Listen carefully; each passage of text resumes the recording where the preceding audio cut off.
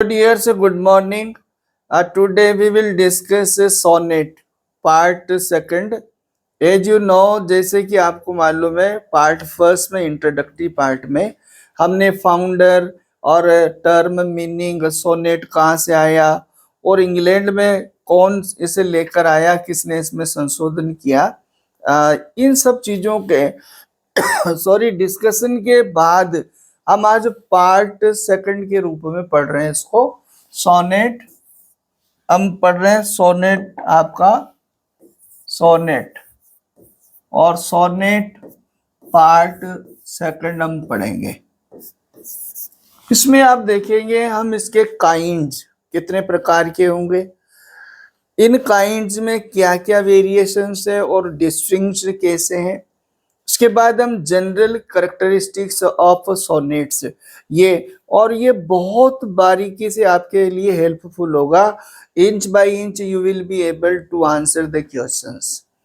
हम जब सबसे पहले इसमें बात कर रहे हैं सोनेट, सोनेट को बेसिक समझने के बाद हमारे पास एक क्वेश्चन आता है काइंड। आज हम बात करेंगे काइंड, कितने प्रकार के होंगे सोनेट।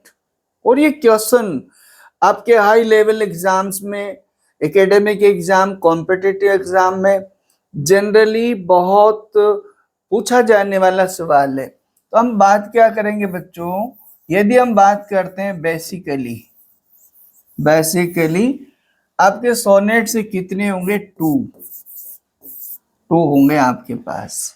जनरली जो क्वेश्चन एग्जाम पर्पज से भी आता है उसमें हम ये ध्यान रखें आपके सोनेट सी के कितने प्रकार है। बेसिक रूप से 2 प्रकार है। ओके, अब इसमें आगे जाके बहुत बारीकी से समझने के लिए तो सबसे पहले आप देख लो, टू जो है इसको हम डायग्रामेटाइज करके देखते हैं कितने 2 आपके पास है। लेकिन एक जनरल इसमें थर्ड टाइप भी आपको कहने को मिल सकता है, emerge the third type, but basically when we discuss, जब हम बात करें तो देखो आप सबसे पहले क्या होगा, क्योंकि सोनेट कहाँ ओरिजिन कहाँ इटली, तो आपका इटली होने की वजह से क्या हुआ, ये हो गया आपका इटालियन। इटली होने की वजह से हमारे पास सबसे पहले क्या हो गया, इटालियन, पहला इसका प्रकार हो गया। ओके, अब हमें ये मालूम है कि वहां किसने, पेट्रार्क ने, तो पेट्रार्कन आपका इसका दूसरा नाम कहा जा सकता है। इसको इटली में इसका ओरिजिन है इसलिए इटालियन। पेट्रार्क ने इसको पॉपुलराइज्ड किया इसलिए after name of Petrarch Petrarchan हो गया। ये तो आपका यूं मान के चलिए ये इटली में इसके 2 नाम हो गए इटली। अब ये यहां से चल के जब यहां आया, कहा, इंग्लैंड में आया, और इंग्लैंड में आने के बाद इसको किसने, मिल्टन ने, इसलिए मिल्टोनिक हो गया आपका। ये मिल्टन ने फॉलो किया, क्या हो गया, इसको मिल्टोनिक कहा जाने लगा। इसकी जो थीम जनरली थी या ये बार का था तो इसको क्लासिकल कहा गया, क्लासिकल। इसमें आपके ज्यादा से ज्यादा बाइबल की थीम, इसलिए ये बिब्लिकल भी कहलाया, और इसको आगे जाकर रिलीजियस भी कहा गया। ये आपको इसके सारे, ये कहां से, ये इंग्लैंड में हुए, इंग्लैंड में हो गए बच्चों ये नाम। तो आपका एट ए टाइम तो क्या होगा, ये सारे नाम हो गए।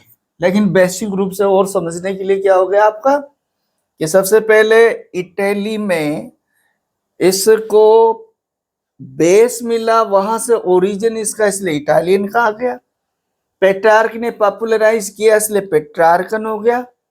यहां इंग्लैंड में आने के बाद सबसे पहले इस पैटर्न को एज यूजुअल फॉलो किया मिल्टन ने, इसलिए उसको मिल्टोनिक कहा गया।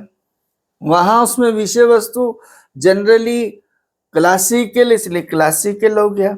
बाइबल के रेफरेंसेस और बाइबल की थीम, इसलिए बिब्लिकल भी कहा गया, और बाइबल बिब्लिकल और उस थीम के बिहाफ पे इसको रिलीजियस भी कहा गया। अब आप इधर आइए, दूसरा जो यहां था, क्योंकि आपको याद है ये तो किसने फॉलो किया था, आपका वाइट ने एज यूजुअल फॉलो किया ये यहां। लेकिन दूसरा एक डिप्लोमेट और पोइट जो थे, कौन, हेनरी होवार्ड, जो अल्टरनेटिवली अर्ल ऑफ सरे नाम से भी जाने जाते हैं, उन्होंने यहाँ इंग्लैंड में सर्टेन इन्वेंशंस, कुछ इन्वेंशंस के द्वारा, जो आगे जाकर शेक्सपियर ने भी अपने तरीके से किया, लेकिन यहाँ इसने अर्ल ऑफ सरे ने किया, इसलिए यहाँ क्या हुआ, यहाँ इसको बोला गया इंग्लिश। इंग्लिश सोनेट हो गया है आपका। इंग्लैंड में इंग्लिश सोनेट इसलिए क्योंकि उसमें कुछ इन्वेंशन आ गया। ओके, ये जो का ये पीरियड था, ये पीरियड आपका 16th सेंचुरी का, ये जब इंग्लैंड में आया, ये पीरियड कौन सा, 16th सेंचुरी है। वहां सबसे पहले ओरिजिन की हम बात कर रहे हैं, तो वो 13th century, later on 14th century establish in Italy, लेकिन हम इंग्लैंड की बात कर रहे हैं। तो इंग्लैंड में यहाँ 16th सेंचुरी का मतलब क्या था, यहाँ था एलिजाबेथन, उसको एलिजाबेथन कहा गया क्योंकि ये पीरियड एलिजाबेथ पीरियड था, और एलिजाबेथ के सपोर्ट से पोइट्स को, लिटरेचर को, इसलिए इसको क्या कहा गया, एलिजाबेथन कहा गया। इंग्लिश नाम हो गया एलिजाबेथन। वहां उस समय शेक्सपियर एक बड़ा राइटर था, और इसलिए इसको शेक्सपियरियन भी कहा गया। शेक्सपियर ने इसको बहुत ज्यादा पॉपुलर किया, बहुत ज्यादा इसको अप्लाई किया।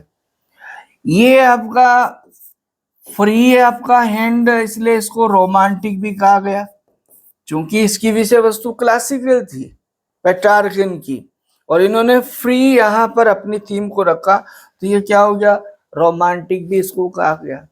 और इसको लव सॉन्ग भी या लव सोनेट भी कहा गया।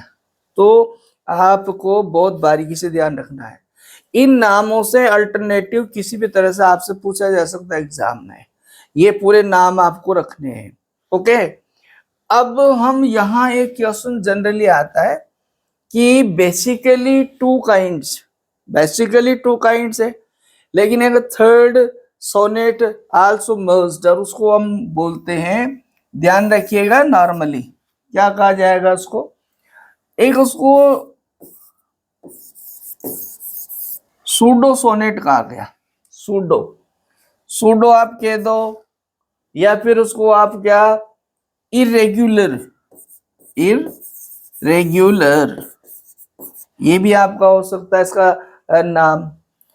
इसको आप मॉडर्न भी हम कह सकते हैं, मॉडर्न। और जब मॉडर्न सोनेट ये जो सारे हुए, इसके बहुत सारे तरह के आपके नाम आ गए। क्या क्या नाम आ गए आपके पास, ये जानना जरूरी है। एक तो आपका मेन हो गया स्पेंसरियन सोनेट, स्पेंसर के द्वारा जिनको फॉलो किया गया, स्पेंसर ने उसमें अपने तरीके से एक विशेष कैरेक्टरिस्टिक रखी, स्पेंसरियन कहलाने लगा। एक आपका कर्टल सोनेट भी कहा गया। कर्टल, ये आपको बेसिक रूप से जान लेना, क्योंकि अलग अलग आपसे स्पेंसरियन सोनेट की आउटस्टैंडिंग कैरेक्टरिस्टिक क्या है, कर्टल किसने प्रैक्टिस किया, उसकी क्या है। और एक कार्डेट भी सोनेट आपका, कार्डेट सोनेट आपका क्या होगा, इन सबको हम 1 by 1 डिस्कस करेंगे। लेकिन आज सबसे पहले ये बात हो गई कि बेसिक सोनेट हमारे पास कितने हो गए, 2 टाइप्स। और 2 टाइप्स में क्या है, इटालियन और इंग्लिश। उसके बाद आपने साइड में जो एमर्ज 3 टाइप्स है उसके नाम हमने देखे। अब हम बात करते हैं ये जो 3rd टाइप का सोनेट है जिसको इरेग्युलर कहा गया, उसकी डिफिनेशन के लिए हम क्या बात करें, तो उसमें डिफिनेशन में इतना सा समझिए, neither Italian nor English fully followed. आपका न तो इसकी पूरी करेक्टरिस्टिक होगी, न इसकी होगी, तो ये ऐसे सोनेट से इरेगुलर सोनेट कहलाए। फिर पर्टिकुलर इनके नाम्स हो गए। ओके, अब हम बात करते हैं कि आपकी जनरल कैरेक्टरिस्टिक्स। जनरल कैरेक्टरिस्टिक्स ये बहुत जरूरी है, क्योंकि हम जब आगे इसको डिस्टिंग्विश करेंगे, अलग अलग कैरेक्टरिस्टिक्स पढ़ेंगे, तो ये पहले हमारे बेसिक करना जरूरी है, बेसिक बात जानना जरूरी है कि हमारे पास जनरल कैरेक्टरिस्टिक्स क्या होगी। तो आप समझ गए, इसकी डिफिनीशन से पहली बात आपके पास आ गई, क्या? 14 लाइंस। क्या होगा बच्चों इसमें? 14 लाइंस होगी। सोनेट की सबसे पहले स्ट्रक्चरल हमारे पास लिमिट और आउटस्टैंडिंग कैरेक्टरिस्टिक क्या बनी? 14 लाइन। जो ये आप देखते हैं कि 14 लाइन है, ये पोएम क्या है? सोनेट है। ओके, अब आपका अगला क्या कहा जाएगा? इसमें 10 syllables एंड 5 feet। ये बात बहुत बारीकी की ध्यान रखनी है। 5 feet इन ईच लाइन, आपको ध्यान रखना है ईच लाइन। सोनेट की प्रत्येक जो लाइन होगी उसमें क्या होगा? आपका 10 syllables होंगे और 5 feet होंगे। इसको आपको हमने earlier how to study English literature उसके बेसिक में भी हमने डिस्कस किया। रिगार्डिंग सिलेबल को रिगार्डिंग मैंने आपसे डिस्कस किया हमारे एक वीडियो में। हम फिर भी शॉर्ट में बात कर लेते हैं कि यहाँ 10 syllables और 5 feet से क्या मतलब है। हमारी जो लाइन होगी, ये लाइन जो होगी, इस लाइन में हमारे ये वर्ड्स जो होंगे, ये वर्ड्स आपके सिलेबल में टूटेंगे। ओके, अब सिलेबल्स में टूटेंगे तो क्या मतलब है? यानी आपका सिलेबल क्या होगा? मिनिमल यूनिट और part of a word that's can't be broken further for the purpose of pronunciation. तो ये कितने होंगे? इसमें 10 होंगे। ओके, फिर आपका क्या होगा? इसमें आगे यदि हम बात करें तो आर्मिक पेंटामीटर होगा। क्या होगा? आर्मिक और पेंटामीटर। इसे भी आपको जानना समझना बहुत जरूरी है। आर्मिक पेंटामीटर क्या होगा? आर्मिक पेंटामीटर ये जो 10 syllables होंगे, इसको बहुत स्कीम्ड प्रोनाउंसिएशन साउंड की तरीके से रखा जाएगा। अभी फिलहाल हम इसको सिंबॉलिक समझ लेते हैं।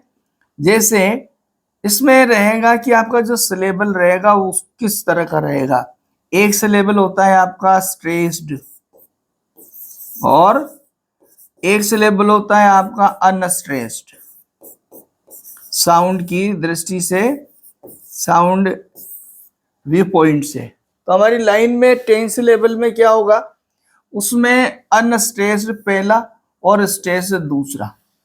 तो इसका क्या हो जाएगा? इसको यदि आप करोगे तो ऐसे ये आपकी लाइन हो गई, ये आपका ये आपकी वो लाइन हो गई, ये आपकी लाइन हो गई, ये आपकी लाइन हो गई। दैट मीन्स क्या हुआ? अभी हम फॉर एग्जाम्पल समझ रहे हैं, ये क्या है? ये वर्ड है आपका। ये क्या है? ये आपका वर्ड है। ये क्या है? ये वर्ड है आपका। ये वर्ड है। वर्ड में सिलेबल कितने हैं? 2 है। तो पहला सिलेबल क्या रहेगा? अनस्ट्रेस्ड रहेगा। दूसरा सिलेबल क्या रहेगा? स्ट्रेस्ड रहेगा। इस सिस्टम को पोइट्री में आर्मिक पेंटामीटर कहेंगे। और फिर इसमें क्या होगा? नेक्स्ट यदि हम बात करें तो राइजिंग राइम होगी। राइजिंग राइम होगी। हम क्या बात कर रहे हैं? General characteristics of sonnet, not discussing particular sonnet. जब ये जनरल आपका डिस्कस हो जाएगा, कैरेक्टरिस्टिक्स आपको याद होगी, बहुत इजी रहेगा आपके लिए। इंडिविजुअल हम सॉनेट्स को जब डिस्कस करेंगे तो बच्चों अगले वीडियो में हम इंडिविजुअल सोनेट्स को डिस्कस करेंगे, जिससे आपको ये बैकग्राउंड उसमें सपोर्ट करेगा और आपको इंच बाई समझ में आने वाला है। आपके लिए एवरीथिंग विल बी क्लियर। बस शर्त ये कि आप पूरा वीडियो देखें। Thank you for watching. Will meet you next video. Okay.